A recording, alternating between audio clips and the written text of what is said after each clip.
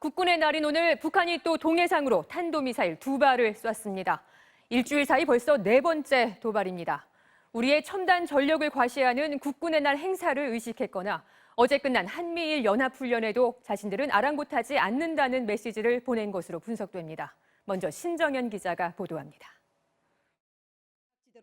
국군의 날 행사 4시간 전, 북한은 평양 순안 일대에서 동해상으로 단거리 탄도미사일 2발을 발사했습니다. 고도 30km로 350km를 비행했고 속도는 마하 6으로 탐지됐습니다.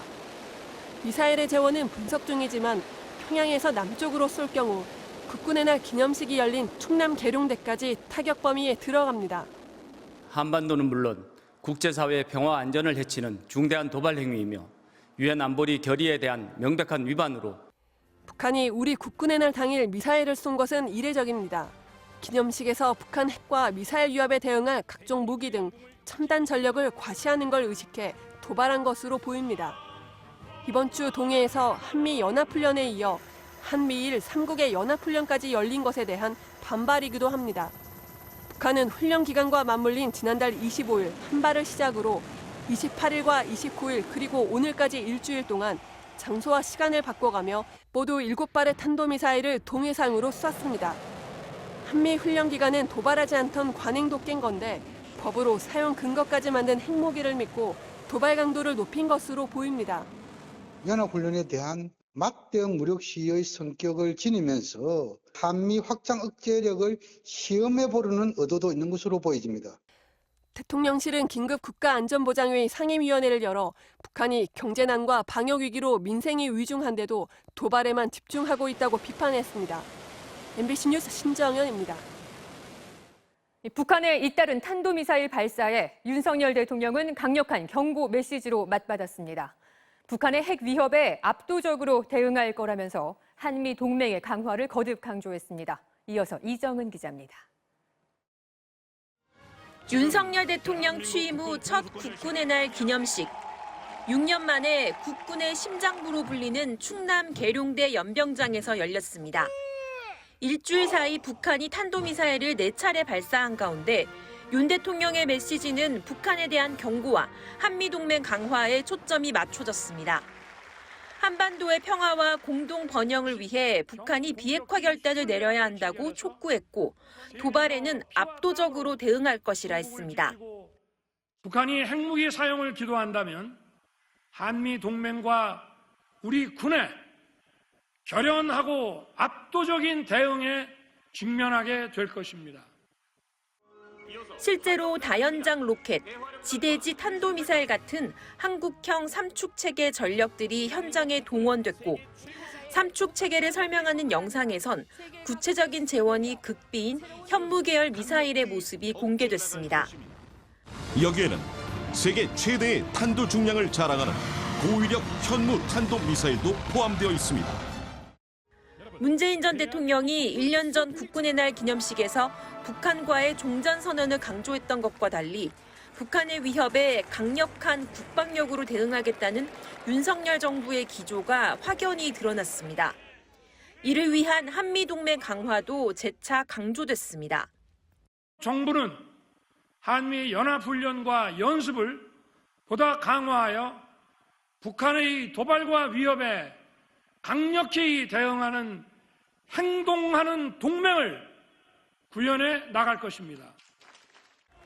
한편 오늘 기념식에는 군과 정치권 주요 인사들이 참석했는데 윤 대통령과 이재명 더불어민주당 대표가 지난 3월 대선 TV토론회 이후 처음으로 만나 인사했습니다. 대통령과 야당 대표 사이에는 짧은 인사만 오갔습니다.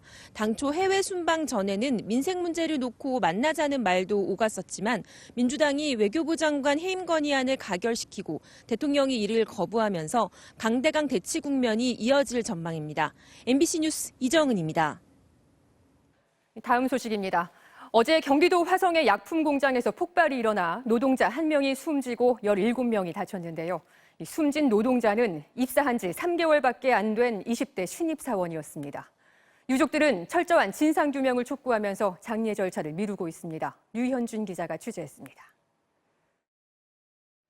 어제 폭발 사고가 일어난 경기도 화성의 약품 제조 공장. 건물 바깥쪽 벽이 시꺼멓게 그을려 있고 부서진 파편들은 아래로 쏟아져 주차된 차량을 뒤덮고 있습니다. 불을 끈 지 하루가 지났지만 화재 현장 주변으로는 아직도 매캐한 냄새가 풍기고 있습니다. 건물 정문 앞에 쳐진 통제선 바깥으로는 폭발로 날아든 유리 조각들이 가득합니다. 불은 완전히 꺼졌지만 혹시나 있을지 모를 추가 발화에 대비해 소방대가 현장을 지키고 있습니다. 어제 사고에서 숨진 29살 김모 씨는 지난 7월에 입사한 신입사원이었습니다. 집에선 고등학교를 졸업하던 해부터 자동차 대리점과 반도체 하청업체까지 쉬지 않고 일하던 성실한 아들이었습니다. 그 현장에 가보셨습니까? 유리 조각이 튀어가지고 얼굴에 마시창이 나버려서 상처가. 그래가지고 내가 그 앞에서 눈물도 못 나오고. 유족들은 40명이 대피한 건물에서 김 씨만 빠져나오지 못한 이유를 모르겠다며 임시빈소를 차리고 장례를 미루고 있습니다. 가스 누출이 됐는데 유증기가 누출이 된다는 거 알고 사람을 보낸 게 우리 보낸 건지 한 사람을 보냈다는데 그래서 봉변을 당한 것 같아요. 경찰은 정확한 사인을 파악하기 위해 모래 시신을 부검하고 4일 오전쯤 정확한 화재 원인을 파악하기 위해 소방과 함께 합동 감식에 나설 방침입니다. 고용노동부도 중앙산업재해수습본부를 구성해 이번 사고의 중대재해처벌법과 산업안전보건법을 적용할 수 있는지 검토하고 있습니다. MBC 뉴스 류현준입니다. 이번에는 MBC 단독 보도입니다. 대통령실의 용산 이전 비용이 계속해서 늘면서 관련 예산도 함께 늘어나고 있다는 논란이 끊이지 않고 있는데요. 이번에는 군 장병들의 병영 생활관을 개선하기 위해 배정됐던 예산이 대통령실 이전 비용으로 전용된 것으로 확인됐습니다. 구민지 기자의 단독 보도입니다. 윤석열 대통령은 국군 장병의 처우 개선을 강조해 왔습니다. 나라를 위해 헌신하고 있는 장병들이 만족할 수 있는 병영 환경을 마련하는 데 각별한 관심을 기울여 주시기 바랍니다. 그런데 병영 환경 개선과 관련해 장병생활관 신축 설계 등에 편성된 예산의 일부가 대통령실 용산 이전 후속 조치를 위해 전용된 것으로 확인됐습니다. 국방부의 예산 관련 문서입니다. 대통령실 이전으로 분산된 국방부 시설들을 통합해야 한다며 당초 다른 목적으로 편성된 예산 143억 원을 추가로 전용해서 사용하기로 했습니다. 그런데 이 중에 6억 8천여만 원은 병영생활관 예산입니다. 병영생활관 등을 새로 짓는데 설계비 명목으로 편성된 돈을 끌어온 겁니다. 취사식당과 급수시설 등 생활관 부속시설을 짓기 위한 설계비 예산 가운데 10억 2천만 원, 또 관사와 간부 숙소 관련 예산 7억 1천만 원까지 포함해 장병들의 병영생활 개선과 관련된 24억여 원의 예산이 대통령실 이전 후속 조치에 편성됐습니다. 장병들 보금자리를 위한 복지 예산까지 몰래 끌어와야 할 만큼 대통령실 이전이 정말 시급했는지 참 의문이 듭니다. 이에 대해 국방부는 장병 주거시설 개선 사업 등에서 시설을 설계하는 데 드는 비용 가운데 남은 예산을 기획재정부와 협의해 전용을 결정했다고 설명했습니다. 다만 설계 용도로 잡힌 예산인 만큼 장병 주거시설 개선 사업을 추진하는 데는 지장이 없을 것으로 판단된다고 밝혔습니다. 하지만 장병 처우 개선과 관련한 예산이 남았다면 국고에 반납하거나 장병 복지를 위한 다른 용도로 사용해야지 대통령실 이전 예산으로 끌어다 쓰는 게 적절했냐는 지적이 나오고 있습니다. MBC 뉴스 구민지입니다. 국회의원과 구청장 선거에도 출마했던 더불어민주당 이정근 전 사무부총장이 어젯밤 구속 수감됐습니다. 정부 지원금이나 사업 인허가와 관련해 도움을 준다는 명목으로 한 사업가로부터 10억 원을 받은 혐의인데요.